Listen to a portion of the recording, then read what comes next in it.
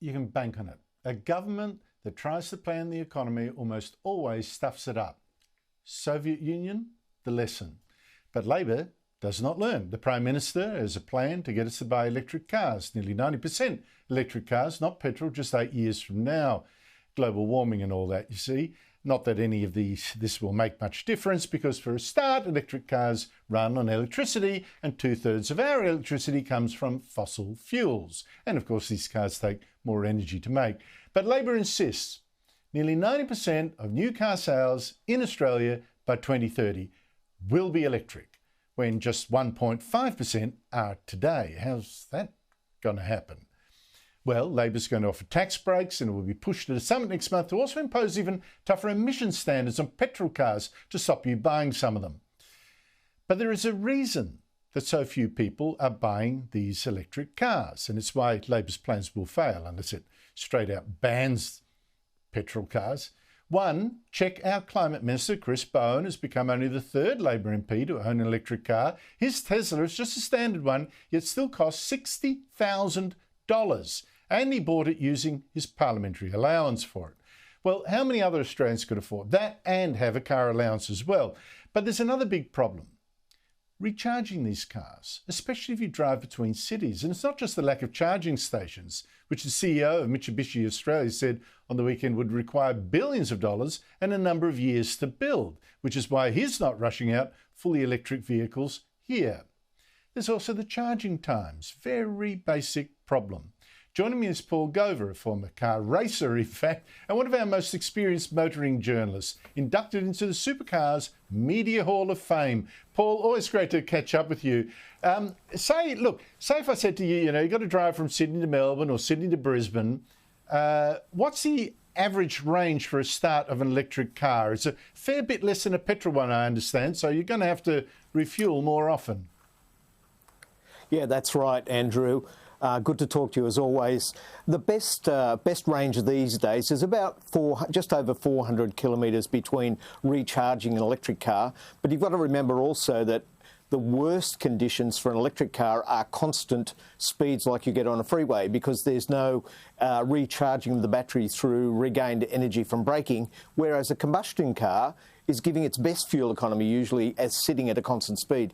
So, for example, if you were going to drive from Melbourne to Sydney or Sydney to Queensland, probably you'd be stopping at least once, perhaps twice.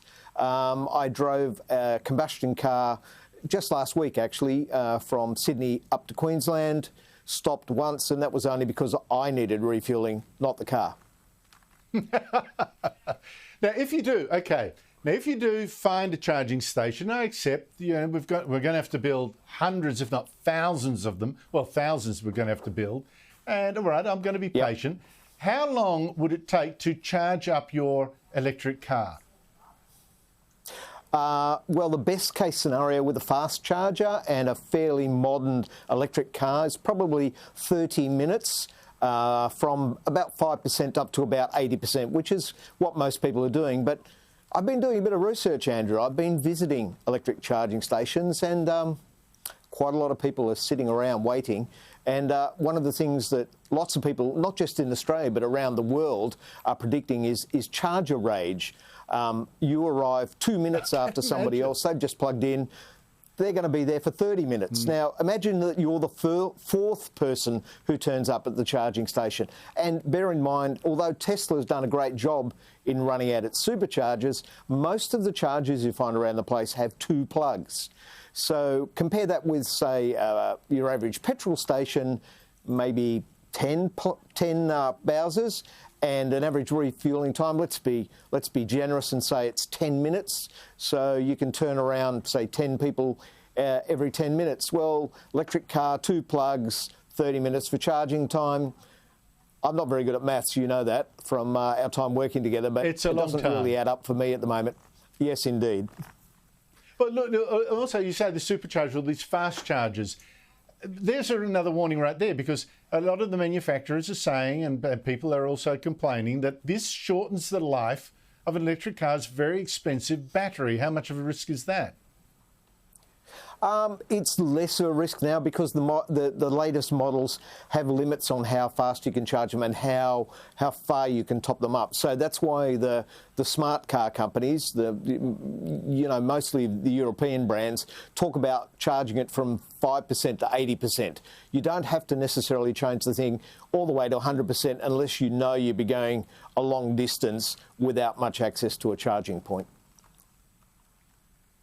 So basically, though, you're going to have queues at the recharging stations the more that people have these cars. I mean, you're going to have to build an enormous number of outlets at these charging stations. God knows what that does to the electricity system. I don't know that this is going to turn out very well. And I think it's going to be a huge hamper to 90% electric cars by 2030. No way in the world. Other problems. Price. We were told electric cars would get cheaper. That hasn't happened. Why is that? Scale mostly, and also because of the take-up. Most of the people who are buying these things are relatively wealthy. I've just been in the UK and they talk about EV uptake by postcode. Wealthy postcodes have lots of EV cars. Poorer postcodes have none, or almost none. And the other thing that you have to remember in Australia, Andrew, is everybody likes to compare Australia with Norway, which is the world exemplar for electric cars. But we have 4 of the top-selling 10 vehicles in Australia are utes. They don't sell utes in Norway. People in Australia have switched from buying Holden Commodores and Ford Falcons, and they now drive utes. They're very nicely dressed up utes, and they're much better than utes of a little while ago. But right at the minute, if you wanted to go into a showroom and buying electric utility, that's not going to be happening.